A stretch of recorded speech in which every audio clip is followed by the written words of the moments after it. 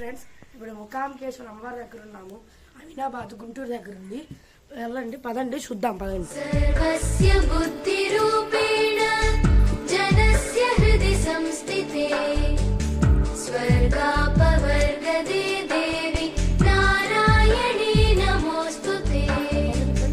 కళాకాష్ఠాది రూపేణ పరిణామ ప్రదాయిని విశ్వస్యోపరతో శక్తి నారాయణీ నమోస్తుతే.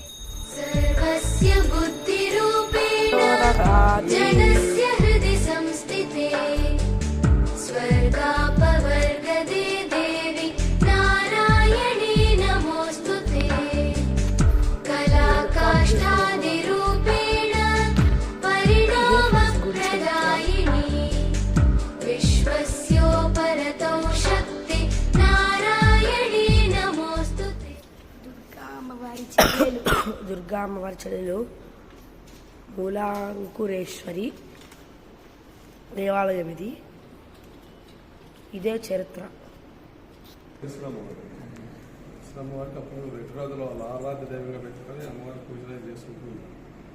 మనకు అన్నింటిలో విజయం చేకూరిందని తర్వాత కొన్ని సంవత్సరాలు గుడి నిర్మాణం చేశాం.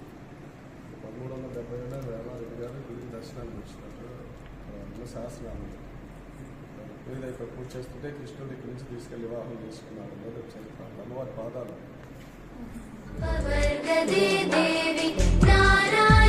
ఇదే అమ్మవారి పాదాలు.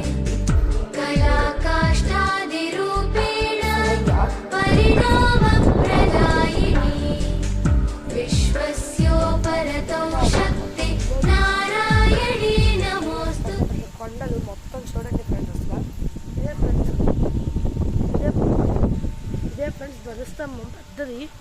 రండి ఫ్రెండ్స్, మనం ఇక వెళ్దాము. రండి, ఇది హోమశాల.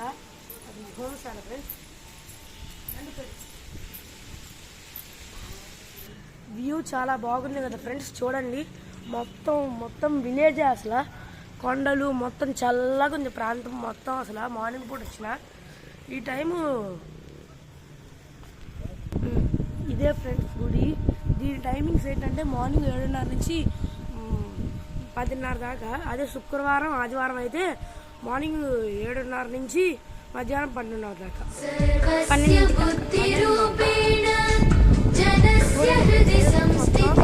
చూడండి, ఇంకా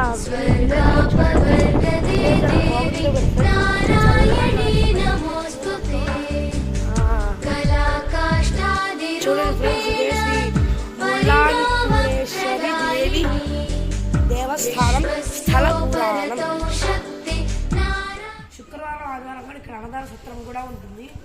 అది మొత్తం చూడండి. అసలు ఎలా ఉందంటే మొత్తం చెట్లు, పొలాలు, మొత్తం వ్యూ చాలా బాగుంది. శుక్రవారం ఆదివారం అన్నదాన సత్రం కూడా ఉంటుంది. వ్యూ బాగుంది.